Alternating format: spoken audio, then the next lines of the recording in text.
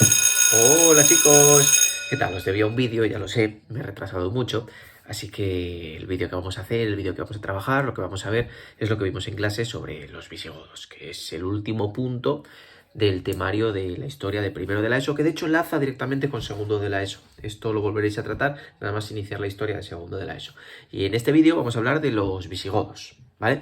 En primer lugar, los visigodos. Los visigodos son un pueblo germánico. Los pueblos germánicos eran un conjunto de pueblos que habitaban la zona norte de la actual Alemania, Dinamarca, los países escandinavos y que es un grupo del que van a salir un montón de pueblos. De este grupo van a salir los anglos, los sajones, los lombardos, los godos, los francos, los burgundios, es decir, todos los pueblos que luego van a ocupar el Imperio Romano. Pues los godos, en un principio, son un pueblo germánico de ese conjunto de pueblos que están ahí un poco difusos, ¿vale? Estos godos habitaban en la actual Escandinavia, Noruega, Suecia, y por una bajada de temperaturas empiezan a bajar hacia el sur, como veis en el mapa. Poquito a poco bajan hacia el sur y se instalan en la zona de la actual Ucrania.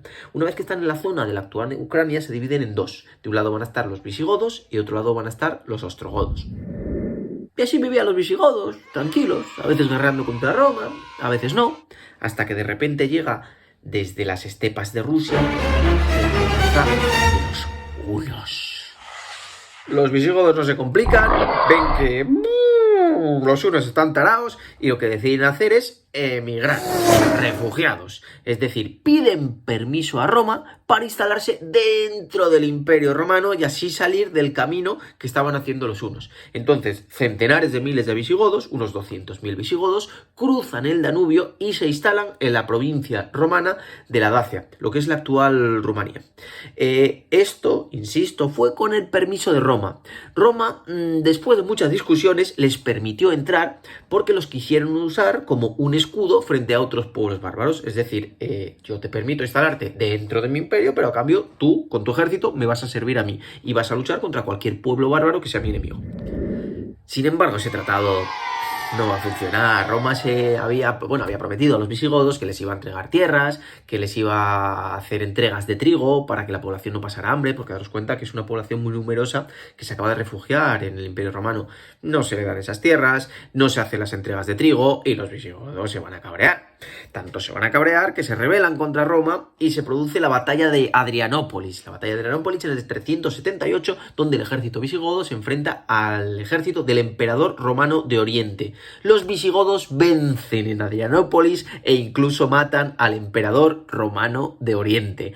De hecho, muchas veces se habla de esta batalla como que es la batalla que marca ya el inicio de la Edad Media, porque la caballería visigoda aplastó a la infantería romana. Y que la caballería sea superior a la infantería es algo muy característico de la Edad Media, pero movidas, nos da igual. Total, que los visigodos, como veis en el mapa, empiezan un deambular por todo el Imperio Romano que les llevó incluso a la península itálica. Y en la península itálica llegaron a saquear la ciudad eterna, llegaron a saquear Roma en el 410. ¡Hostia! ¡La hemos liado! ¿Vale? Sin embargo, al final se van a acabar amigando nuevamente con los romanos y firman un pacto de amistad con Roma, un pacto que los convierte en aliados de Roma, ¿vale? Los romanos les dan la provincia, no la provincia de la Galia entera, sino les permiten asentarse en el sur de la Galia, pero les van a pedir un favorcillo a cambio, que es que en el 411 suevos, si os acordáis, suevos, vándalos y alanos habían cruzado las fronteras del Imperio Romano y habían invadido la península ibérica. Roma les pide, oye, mira, ya que yo te dejo instalarte allí, aquí al sur de la Galia, en esa zona arriba de los Pirineos, pero hazme un favor, échame esa chusma de la península ibérica. Y allá que van los visigodos y arrinconan a los suevos en la provincia de Galaecia, acaban con los alanos y expulsan a los vándalos que se van a tener que refugiar en el norte de África y van a fundar su propio reino en la actual Cartago. Poco después, ya sabéis que el caudillo bárbaro Odoacro saquea nuevamente Roma, mata a Rómulo Augustulo, el último emperador romano, en el año 476, y esta es la fecha que pone fin al Imperio Romano de Occidente y la fecha que hace que entremos ya en la Edad Media. Los visigodos, lógicamente, no van a ser aliados de un imperio que no existe. Entonces, ya que estoy en el sur de la Galia y ya que domino prácticamente toda la provincia romana de Hispania, me monto mi propio chiringuito. Es decir, me monto el reino visigodo, que en este momento va a tener capital en Tolosa, Toulouse, una ciudad del sur de Francia, porque la mayoría de los visigodos estaban instalados de ese lado de los Pirineos. Sin embargo, va a venir una amenaza nueva con la que los visigodos no contaban, y es otro pueblo germánico que son los francos. Los francos se estaban expandiendo también por la provincia de la Galia y van a luchar por ella contra los visigodos. En el año 507 se produce la batalla de Vouillé, donde los francos vencen a los visigodos y los expulsan de la Galia. Por lo tanto, los visigodos tienen que salir nuevamente, tienen que recogerlo todo nuevamente, tienen que hacer las maletas nuevamente, y todos los visigodos que vivían al norte de los Pirineos se vienen a la antigua provincia romana de Hispania, donde van a fundar el reino visigodo con capital en Toledo. Sí que me gusta pararme aquí y contaros que entraron entre unos 80.000 y unos 200.000 visigodos a la península ibérica, y aquí vivían entre unos 4 y 6 millones de hispanoromanos. Es decir, ¿cómo es posible que tan solo 80.000 visigodos sean capaces de dominar una población de unos 4 millones de hispanoromanos? Pues lógicamente porque buscaron a las élites. Las élites enseguida pactaron entre sí. Las élites hispanoromanas no querían perder lo que ya tenían y se pusieron al servicio de los visigodos, cosa que a los visigodos también les vino de perlas. Entonces eso explica que una pequeña población sea capaz de controlar una población muchísimo más grande. Una vez que los visigodos estuvieron aquí, pues lo que hicieron fue acabar definitivamente con los suevos, expulsar a los bizantinos que se habían establecido en el sur de la península ibérica y ahora sí dominan toda la península ibérica. Y empieza el reino visigodo de Toledo como tal. Os pedí simplemente que me memorizarais a 3 reyes visigodos. La lista de los reyes godos, eso ya ni se estudia. Pero si tú quieres ser muy lista, la lista tú te sabrás. Si te los aprendes todos, como tú serás. Que saleico, amalarico, teutiselo. Aquila, tanaquila, liu, bailio, vigilda. Recaredo, liuba, palitas y también mi. Pero sí hay 3 reyes visigodos que tenemos que conocer. De un lado, Leovigildo. ¿Por qué? Porque Leovigildo permitió los matrimonios mixtos entre hispanoromanos y entre visigodos. Claro, los visigodos seguían leyes germánicas y los hispanoromanos leyes de origen de Roma. Y no se mezclaban entre sí, de hecho lo tenían prohibidos. Para los reyes visigodos lo que quieren es tender a la unificación, que todos sus súbditos sean iguales. Y Leovigildo da el primer paso con estos matrimonios mixtos que os estoy explicando. Otro rey que os pedí que memorizarais es Recaredo. Recaredo hace que los visigodos se conviertan del arrianismo al catolicismo. Para. ¿Qué? Yo os lo cuento. A ver, resulta que los visigodos eran cristianos, pero no eran católicos. ¿Qué pasa? Que los visigodos ya no eran paganos. Si hemos explicado que llevan deambulando por el Imperio Romano mucho tiempo. En ese deambular dejan su religión pagana de adoro al dios árbol, de adoro al dios río, de adoro al dios pajarraco, de adoro al dios de la cueva, etc. Y empiezan a adorar a Jesús, a Cristo, ¿vale?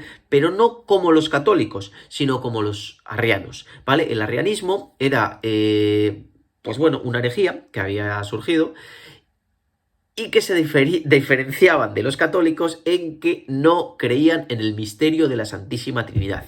El misterio de la Santísima Trinidad dice que Dios es a la vez Padre, es a la vez Hijo y es a la vez el Espíritu Santo. Yo creo que está muy claro lo que acabo de decir, ¿no? Que Dios es a la vez el Padre, a la vez es el Hijo y a la vez es el Espíritu Santo. No sé qué no entendéis, ¿verdad? No lo puedo entender porque me parece bien fácil. Pues no se entiende. Esto es algo que no se entiende. Esto es algo que no lo entiende nadie. Esto es un dogma de fe de la religión católica. Y de hecho, para que entendáis que no lo podéis entender, os cuento la siguiente historia. Pues estaba San Agustín de Hipona paseando por una playa y pensando en esta movida. ¿Es posible que Dios nuestro Señor sea a la vez el Padre, el Hijo y el Espíritu Santo, todo en la misma persona? Es algo que no lo puedo entender. Anda, si hay un niño en esta playa, voy a ver qué hace el niño. Hola, niño, ¿qué haces? Hola, señor, estoy cavando un pozo muy profundo y muy grande. ¿Y cómo de grande quieres que sea este pozo, querido niño? Pues lo suficientemente grande para meter en él todo el agua del mar. Ay, querido niño, pero ¿no te das cuenta que eso es imposible? Claro, Agustín, igual de imposible que tú entiendas el misterio de la Santísima Trinidad. ¡Y zasca! El niño desapareció.